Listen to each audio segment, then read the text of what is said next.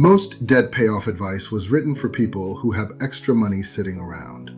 You don't, and that changes everything. Today I'm breaking down the only debt strategy that actually works when your budget is already stretched to the limit, and the math behind it might be the opposite of what you've been told. Hey, I'm Rod. I built this channel because when I was starting out, nobody made money simple. So let's change that. Here's what we're covering today. The two most popular debt payoff methods, and the one flaw nobody talks about. Why my pick for low-income earners runs against conventional wisdom, with the math to back it up. The one mistake that can erase months of progress in a single pay period. That third one is the reason most people plateau right when they're starting to gain ground. Don't skip it. Avalanche versus Snowball. Before I tell you which method wins, you need to understand what both actually do. Because the one that looks smarter on paper isn't always the one that works in real life. Method 1. The Debt Avalanche. The Avalanche says, list all your debts, rank them by interest rate, highest to lowest.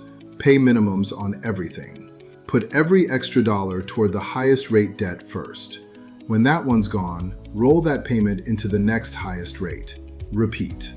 On paper, the Avalanche saves you the most money in interest. The math is clean, which is exactly why it's the first thing every financial advisor recommends.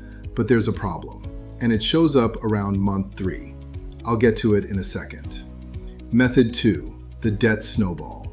The Snowball says, rank your debts by balance, smallest to largest. Ignore the interest rate. Pay minimums on everything. Throw every extra dollar at the smallest balance first. When it's paid off, and it happens fast, roll that payment into the next smallest. Repeat.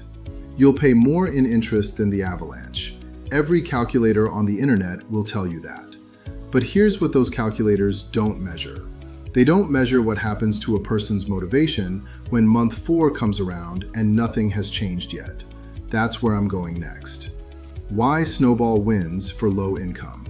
Here's the thing about the Avalanche that the math doesn't capture. It requires you to stay motivated while feeling like nothing is happening. If your highest interest debt is also your largest balance, you could be throwing every extra dollar at it for 6, 8, 12 months and the number barely moves. And when you're already stretched thin, already making sacrifices every week, that feeling of standing still is enough to make most people quit. Not because they're weak, because they're human. The Snowball gives you something the Avalanche can't. A win. A real, visible, account is now 0 win. And that first win does something to your brain that no interest rate calculation accounts for. It makes you believe this is actually possible. For someone making $40,000 to $75,000 a year, belief is not optional. It's the fuel. Without it, the plan dies. With it, people pay off debt they've been carrying for a decade. But I'm not going to tell you to pick one and call it done, because Rod 2 Rich's actual recommendation is neither. It's a hybrid, and it outperforms both. Hybrid method. The Rod 2 Rich's hybrid takes the psychological win from the Snowball and the mathematical efficiency of the Avalanche, and uses them in sequence, not competition. Here's how it works in 3 phases. Phase 1, the quick win, months 1 to 2. In the first 2 months, you run pure Snowball. Identify your 2 or 3 smallest balances, anything under $500. Throw everything extra at those first. Knock them out fast. I don't care what the interest rate is. This phase isn't about math, it's about momentum. Once those small debts are gone, and they go faster than you think, phase 2 kicks in. And this is where the real efficiency starts. Phase 2. The efficiency shift, month 3 onward. Now that the small balances are cleared, you switch to Avalanche logic. You rank what's left by interest rate. Highest rate gets all the extra money. But here's the critical difference. You're now making bigger payments because those minimum payments you used to make on the cleared debts, that money is now free. You roll it all forward. This is what the debt payoff world calls a debt roll. And it's the most powerful mechanical feature of any payoff strategy. Every debt you eliminate increases the force behind the next attack. But Phase 2 only holds if you protect one thing. I'm calling it the non-negotiable, and it's what Phase 3 is built around. Phase 3, the non-negotiable floor. The non-negotiable floor is this: you never, not once, miss a minimum payment on any debt while executing this plan. Not because of the late fee, because of what a missed payment does to your interest rate. One missed payment can trigger a penalty, APR, on some cards, jumping your rate to 29%, 30% higher. That one mistake can cost you more than 3 months of extra payments.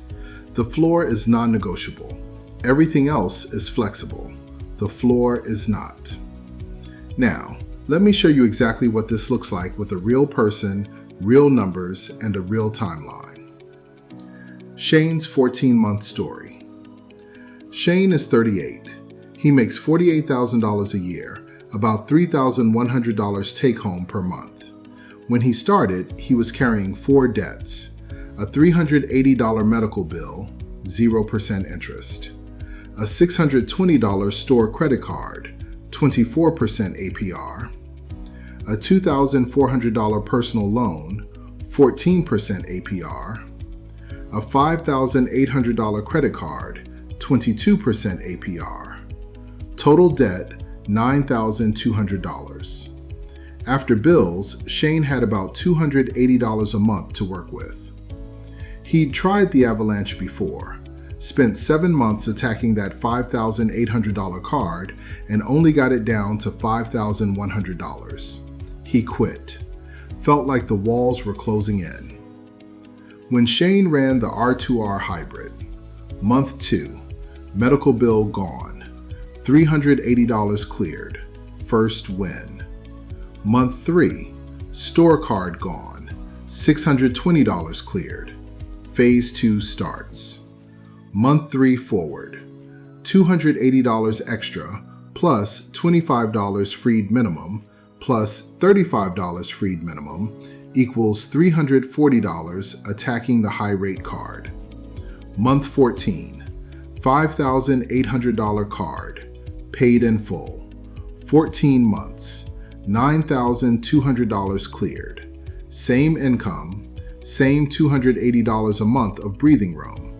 The difference was the sequence and the momentum he built in the first 90 days. Shane didn't get a raise, he got a system. The one mistake that resets everything. I mentioned it in the intro, and it's time to pay it off. The one mistake that resets your progress. And it's not what most people expect. It's not a missed payment. It's not an emergency expense. Those are setbacks. You can recover from setbacks. The real killer is lifestyle creep. Lifestyle creep is what happens when you clear that first debt, and instead of rolling that freed payment into the next one, you absorb it back into your spending.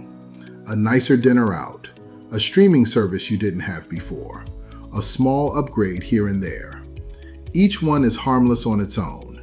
Together, they erase the momentum you just built.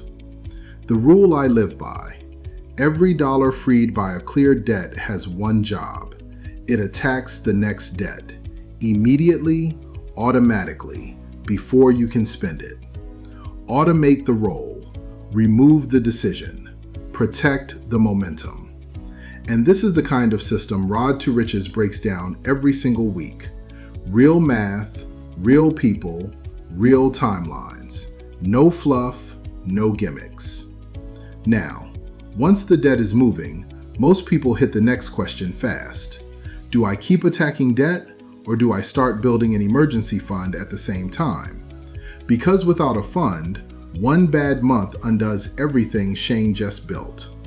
I already covered exactly how to balance those two priorities, and the answer might surprise you. If Road to Riches is giving you the framework you've been missing, subscribe. Every week I drop a new video built around one thing: the system behind the money, not just the advice. And before you go, I've got one question for you. Avalanche or Snowball? Which method have you tried? Drop it below. And if it worked or didn't, I want to know that too. I'll see you in the next one.